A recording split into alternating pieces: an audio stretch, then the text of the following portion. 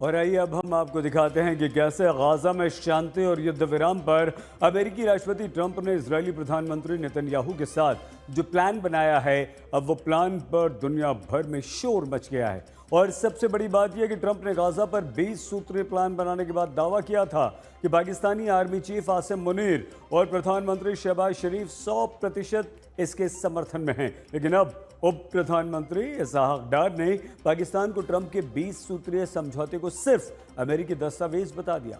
कल तक जो पाकिस्तान ट्रंप की चापलूसी में डूबा हुआ था, फिर ऐसा क्या हो गया कि पाकिस्तान ने गिरगिट की तरह से अपना रंग बदल लिया? क्या पाकिस्तान पर मुस्लिम देशों की तरफ से कोई बड़ा दबाव आ गया? आइए आपको दिखाते हैं। ट्रंप ने गाजा प्लान तैयार किया, पाकिस्तान में बायकॉट क्यों कर दिया?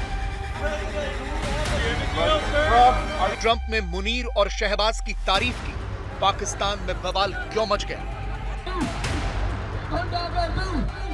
ट्रंप और नेतन्याहू के बीच गाजा पर प्रस्ताव अब पाकिस्तान को क्यों मंजूर नहीं? क्या हमास के साथ खड़ा है पाकिस्तान या फिर मुस्लिम देशों का आ गया दबाव?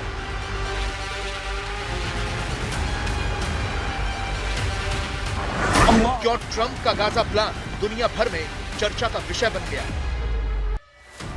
अमेरिकी राष्ट्रपति डोनाल्ड ट्रंप ने नेतन्याहू के साथ मीटिंग से पहले गाजा में शांति और इजराइल को वेस्ट बैंक पर कब्जा नहीं करने देने का जो दावा किया था, डोनाल्ड ट्रंप और नेतन्याहू के बीच हुए शांति प्रस्ताव पर दुनिया यकीन करने के लिए क्यों तैयार नहीं है? जबकि अमेरिका के राष्ट्रपति डोनाल्ड ट्रंप और इजरायली प्रधानमंत्री बेंजामिन नेतन्याहू ने कहा है कि वो गाजा में शांति की नई योजना पर राजी हो गए। अब सवाल यह है कि इस शांति समझौते में क्या कोई खोट है जो दुनिया के कई देशों को खटक रहा है? क्योंकि सबसे पहले ट्रंप के इस गाजा प्लान पर आपत्ति पाकिस्तान से आई है, वही पाकिस्तान जिसके आर्मी चीफ जनरल मुनीर और प्रधानमंत्री शहबाज शरीफ की ट्रंप तारीफों पर तारीफें कर रहे थे।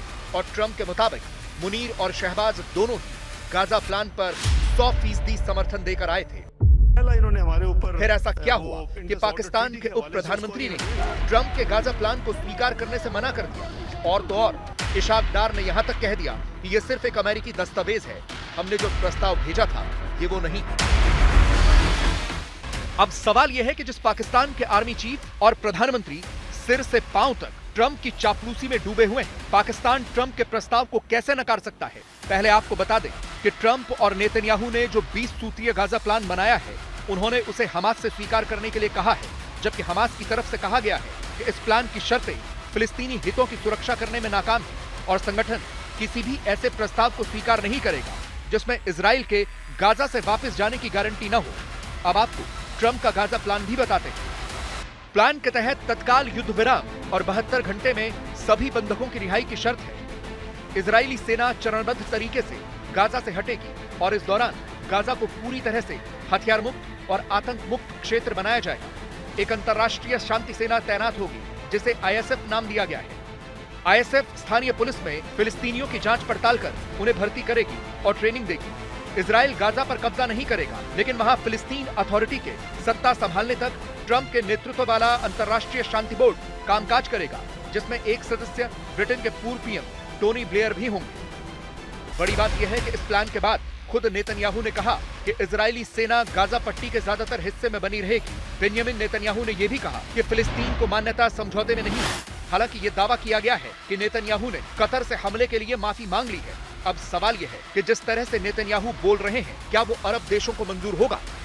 क्योंकि गाजा पर मिडिल ईस्ट के 57 मुस्लिम देशों समेत दुनिया के 152 देशों की तरफ से फिलिस्तीन को स्वतंत्र राष्ट्र के तौर पर मान्यता देने के बाद दिया था, और नेतन्याहू कह रहे हैं कि फिलिस्तीन को मान्यता समझौते में नहीं। तो क्या पाकिस्तान अब मुस्लिम देशों के दबाव में ट्रंप के गाजा प्लान का बायकॉट कर रहा है? उधर पाकिस्तान के प्रधानमंत्री शहबाज शरीफ अमेरिका में ट्रंप से मुलाकात करने के बाद पाकिस्तान आने के बजाय लंदन निकल गए, और ऐसे वक्त में शहबाज लंदन गए हैं जब पाकिस्तान के अंदर गृह युद्ध जैसे हालात हैं। पाकिस्तान के कब्जे वाले कश्मीर पीओके में पाकिस्तानी सरकार के खिलाफ तीसरे दिन भी हिंसक प्रदर्शन जारी है। सिक्योरिटी फोर्सेस की गोलाबारी में 8 लोगों की मौत हो चुकी है, जबकि 100 से ज्यादा लोग घायल हो गए। आंदोलनकारी कह रहे हैं कि ये मुहिम 70 साल से इनकार किए गए मौलिक अधिकारों के लिए है, या तो हक दो वरना लोगों का गुस्सा झेलो। प्रदर्शनकारियों ने प्रधानमंत्री शहबाज शरीफ की सरकार को कड़ी चेतावनी दी है और कहा है कि यह हड़ताल प्लान ए है, लोगों का सब्र टूट चुका है।